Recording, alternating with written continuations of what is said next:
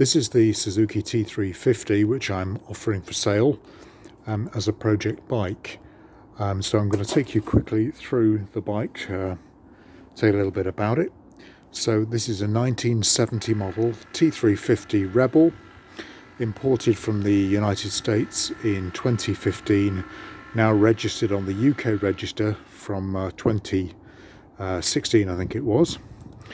So it's in absolutely stock condition.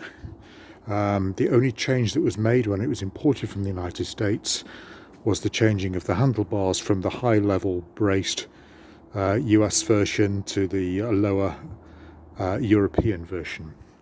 So we look at on the headstock, we've got the manufacturer's plate, which shows that the bike was manufactured in March 1970, 3/70.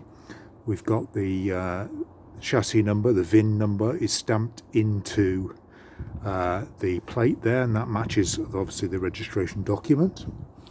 And it also matches the engine number. The T350 engine number we have there matches the headstock, so the bike has its original engine.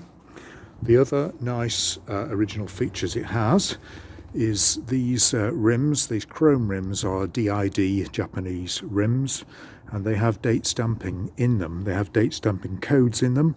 Can't quite pick them out now for the camera, but I have researched this and I found out that this rim, the front rim, is dated February 1970, and the rear rim is dated March 1970. So I think almost certainly we can say these are the original rims for the bike, and they're in really nice condition. You can see the chrome on the rims, both front and back, is in nice condition. I've just got a little bit of corrosion protector on the bike at the moment. As far as I know, everything's original to the bike. I believe it is. We've got really nice chrome mud guards. We've got a little bit of loss of chrome on the top of the forks here, a little bit. The headlamp itself is that funny little squashed headlamp that they also fitted to the 125 Stinger. We've got some pitting to the chrome on the indicators. We've got nice alloy on the engine. We've got decent chrome also on the exhaust. They are the original genuine exhaust with the warning there on the exhaust about the not modifying it. We've got just a little bit of corrosion around the footrest hangers there, but no sign of a hole or anything. It's all sound metal.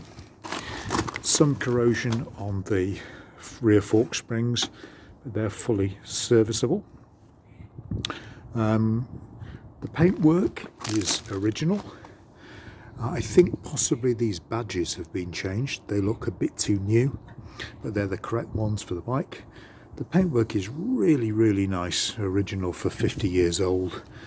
Doesn't look like it's been done at all. If we go round here, this side of the tank, there is a chip here. There's a chip in the paint there. It's not a dent though, there are no dings in the tank, just a chip out of the paint there. That's the only fault I can find in the paintwork. What else have we got to show you? All the rubber is in good condition. We've got really good tyres with lots of tread on them. Excellent chrome here on the rear tail light, on the rear fender as well. Very good condition inside there as well. Nothing, not even really any surface rust, very little surface rust on there. So, electric wise, everything's working. Switch the ignition on. We've got the neutral light there, and we've got indicators, these funny little indicators. Warning lamp. We've got the right indicator too. There's only a brake light. Oh, I think there might be a brake light on the front brake also. Let's check. Yes, front brake light works. Rear brake light works. The lights are on the ignition switch. Turn the ignition switch up and we've got headlight, and we've got tail light, and we've got a dipper switch Here goes to main beam. If there is a main beam warming light, that's possibly not working. I'm not sure what F is. Might be. So switch that off. We've also got the horn works. There's a steering damper here. That works. Just simply tighten that there. So the big issue with the bike is the engine. Now the engine, I'll just go back to the mileage. The mileage, recorded mileage, 10,159. I believe that is genuine mileage, but I can't verify it. No documentation came with the bike when I bought it 3 years ago. It had 8,400 miles on it, so I've done about 1,700 miles. The bike really, the only thing I had to do when I got it wasn't charging, so I've replaced the regulator, rectifier regulator in here for a modern solid state one, which now works perfectly. The bike charges. What happened last year is the bike became difficult to start and started to run on one cylinder. It would start to drop out on the left-hand cylinder. That got progressively worse, and it's got to the point now where it's virtually impossible to start the engine. It does turn over fine. As you can see, you can hear there. There's a lot of compression, but what I think has happened is we've lost the compression in the crankcase, and the crankcase seals have gone. Certainly I've checked the ignition system. There's a good spark, it's properly timed, but we haven't got the spark plugs on the wrong way round.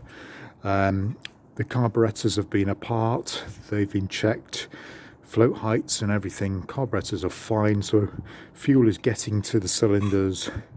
I can only now isolate the problem to be crankcase seals. I mean, the bike is 50 years old after all, and I think it spent quite a lot of time sitting around not being run, so the crankcase seals almost certainly need pulling. Other than that, the engine is nice. Yeah, it pulls well. There's no nasty noises, no rumbles. I think the mileage is genuine, so it's really a case of taking the engine apart, pulling the crankshaft apart, replacing the seals. Might as well do the bearings while you're at it, putting it back together, and I would be almost certain that the bike will start and run fine there. It's just one project too many for me at the moment. I've got several other bike projects, so I want to sell this bike as it is. As you can see, it's a nice example, really nice example. Just needs some attention to the crankshaft, and I think you've got yourself a really nice authentic machine here. You've also got just other things. You've got a steering lock on there too that works. It really is a very complete, very original machine. I have taken the mirrors off it, but it does come with 2 mirrors, but genuine. I've just taken the mirrors off just to help me store it, really. There are 2 properly S-stamped genuine Suzuki mirrors. I mean, those things now are going for £100 a pair. S-stamped mirrors. So there you have it, really.